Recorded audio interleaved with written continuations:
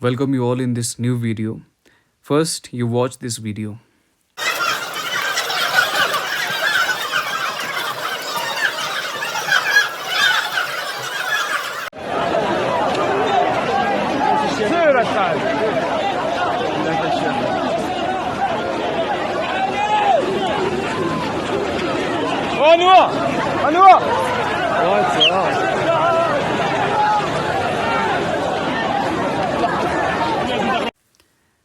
जैसे कि आपने इस वीडियो में देखा कि किस तरह से लोग ये कह रहे हैं कि मोरक्को से लोग स्वेटा और स्पेनिश कंट्री में घुस रहे हैं, ओके, स्पेन टेरिटरी में घुस रहे हैं।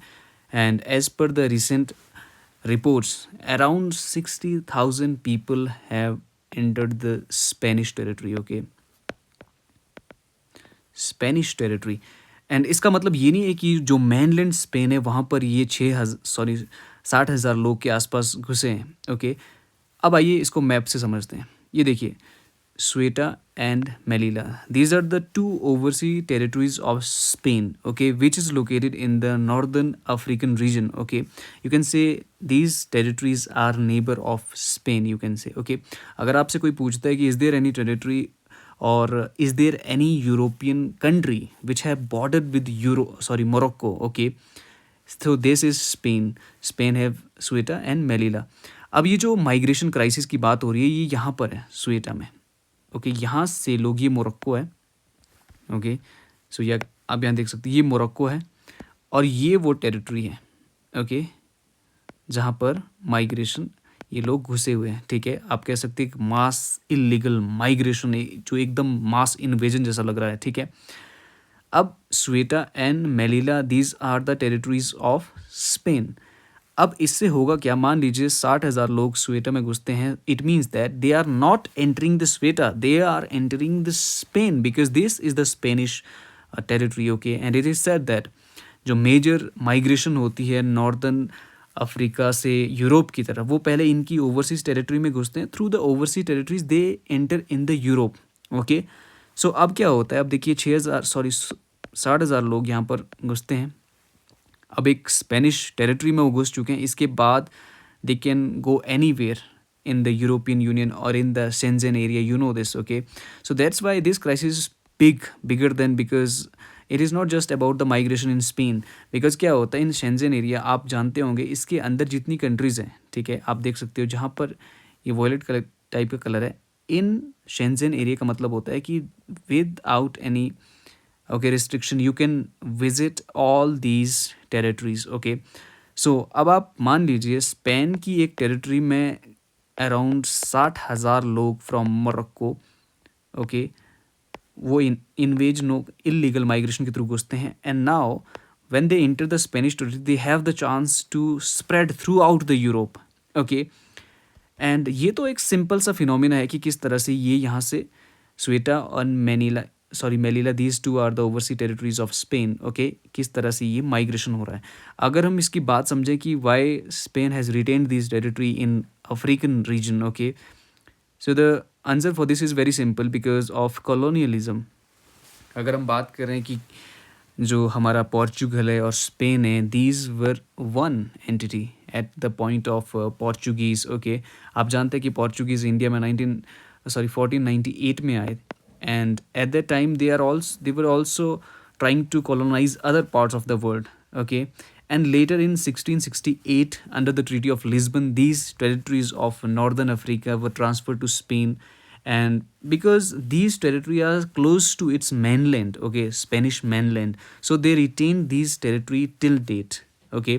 And if you talk about that, Portuguese had in control over Indian some regions, okay, it may be like in Goa and in other countries too, okay, like Goa, Portuguese, okay. So आप जानते हैं कि 1948 में हमें आज़ादी मिली, but 1960 के around तक ये सब टेरिटरीज़ को फॉरेन कॉलोनियल पावर कंट्रोल करती थी, बट उसके बाद इन टेरिटरीज़ को इंडिया को ट्रांसफ़र कर दिया। बिकॉज अगर हम लॉजिकली देखें, एक जियोग्राफिकल यूरोप और इंडिया बहुत दूर है, तो अगर वो पावर्स इंडिया की टेरिटरी को कंट्रोल और उनको रेगुलेट करना चाहते हैं तो it was a very difficult task, so that's why they give up on these territories, okay. After the United Nations जब फॉर्म हुआ 1945 में, United Nations security council, okay, and trusteeship council, all these counselling जितनी भी थी, इन्होंने help किया कि जो भी कॉलोनियल टेरिटरीज थी, ओके, उनको लिबरेट किया जाए, उनको इंडिपेंडेंस दी जाए, ओके। और जिसने ब्रिटिश और अदर जो यूरोपियन ये कॉलोनियल पावर थी, इनकी डोमिनेशन को कम किया, ठीक है। सो पर अगर हम बात करें स्वेटा और मेलिला की, these territories are very close to the mainland Spain, that's why you know Spain has still controlled all these territories. And let's talk about the factors why there is so much migration toward the Europe from Africa. It's not only about Africa, okay. Let's look at this. See, as per the richness and poverty, okay, and you can say living style, and you can say human development index, and you can say quality life, okay. This world is divided into two parts. First is north, okay, global north. This is global north, okay, and this is global south, okay. सी, ये जो हम migration की बात कर रहे हैं कि किस तरह से मोरक्को से हज़ारों की तादाद में लोग स्पेनिश टेरिटरी में घुसने की कोशिश कर रहे हैं, just because they want a good life, they want a good opportunity for them, okay. And this Moroccan territory is under the global south, you can say ये ग्लोबल साउथ में आता है। जैसे हमारा India, China you can not say China is at the border line, okay, and this Asian countries, okay, एंड पूरा Africa हो गया आपका, and whole, okay, South America, and आपने देखा होगा कि जो भी माइग्रेशन होती है, जितनी भी माइग्रेशन होती है because of the social, political and economic reasons, that is always from the global south to global north, because global north has good democratic institutions, good social culture and economic opportunities, okay. And to get all these things people move from, आपने देखा होगा कि किस तरह से अगर Indian को भी एक लीगल वीज़ा नहीं मिलता है तो किस तरह से वो डंकी मार के they reach the Europe, okay. And किस तरह से वो इस तरह से ये जो आपका पैनामा कैनाल है, इसके यहाँ से होके मैक्सिको होके अमेरिका में जाने की कोशिश करते हैं, यूरोप में जाने की कोशिश करते हैं, ओके। इसी तरह से अफ्रीका में भी लोग यूरोप को एक ड्रीम की तरह लेते हैं, ठीक है, कि यूरोप पहुंचना ही उनका एक सबसे बड़ा ड्रीम होता है, okay. So this is the same way. और ये जो एक छोटा सा इंसिडेंट हुआ है, आप कह सकते हो कि इस इतने बड़े माइग्रेशन के स्फीयर में, इलीगल माइग्रेशन के स्फीयर में, जहाँ पर लोग हज़ारों, पूरी पूरी फैमिली एक माइग्रेट करिए just to get and to reach in the European territory, okay, through the Morocco, and this was in Ceuta, okay, जहाँ पर ये इंसिडेंट हुआ था। अगर हम बात करें इसके कारणों की, इसके कारण बहुत से बिल्कुल से सिंपल हैं, ब्रॉड वे में, economic, political and social. Political में आप कह सकते हो कि okay, if we talk about the political means stability, okay. अब मान लीजिए आज कोई एक सत्ता वहाँ पर बैठी हुई है, ठीक है, कल कोई दूसरी सत्ता वहाँ पर बैठती है और वो आपस में लड़ते हैं, एक क्राइसिस टाइप का उत्पन्न हो जाता है, और जब वहाँ पे पॉलिटिकल स्टेबिलिटी ही नहीं है, वहाँ पे डेवलपमेंट कैसे हो सकती है? There is, it's almost impossible, okay. Social stability means there is no family culture, no life balance, no value for the life, no dignity, okay. And if we talk about economic means in the countries like Algeria, Libya, Egypt, okay, Mali, Nigeria, okay, Chad, Sudan, Morocco, in these countries economic opportunities are very less. People are dying by hunger, okay. There is military coup, people are crushing each other, and it is like a very destabilized region. So people, to come out from such kind of you know trauma, they dream about to enter in the Europe and to get a good life there, okay.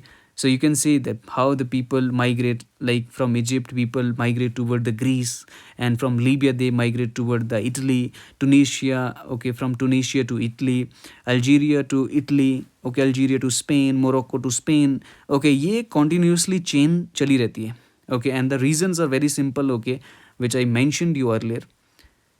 So, but if you talk about the solution of it, solution is very simple, okay. It's not like जब तक जब तक world में हम लोग ये जो global north and global south के बीच का जो डिस्क्रिमिनेशन और जो बीच का एक बहुत बड़ी इनइक्वालिटी है, वो चाहे हमारी डेवलपमेंट पे हो, वो चाहे हमारे सोशल कल्चर पे हो, हमारे चाहे इंस्टीट्यूशनल बैकिंग पे हो, उसको जब तक ब्रिज नहीं किया जाएगा तब तक ये माइग्रेशन की प्रॉब्लम खत्म नहीं होगी। ओके, अगर हम माइग्रेशन की बात करें, जो वहाँ से 60,000 के आसपास लोग स्पेनिश टेरिटरी में एंटर किए हैं, हालांकि ये जो टेरिटरी है ये एक नॉर्दर्न अफ्रीकन टेरिटरी है, this is not the mainland Europe. Okay, but still अगर मान लीजिए इसमें से अगर 10% भी 10% लोग भी मेनलैंड यूरोप में पहुंचते, वो किस तरह से वहाँ की सोशल कल्चर को डिस्टर्ब कर सकते हैं। Okay, it's not necessary that these 10% will contribute positively for the development of Europe. Maybe they can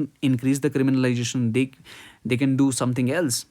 Okay, so it is a big issue. Countries like India, we must also focus to develop our own nation, and and absorb all the talent which India have. So the solution is very simple: to bridge the gap which is there of the development and of the opportunity. So so this is all about, and solution is very simple: we must develop the United Nations, and European country and the US must support the social and economic development in the global south. Okay, and India can also contribute positively in this, because we see India as the leader of global south. So thank you so much.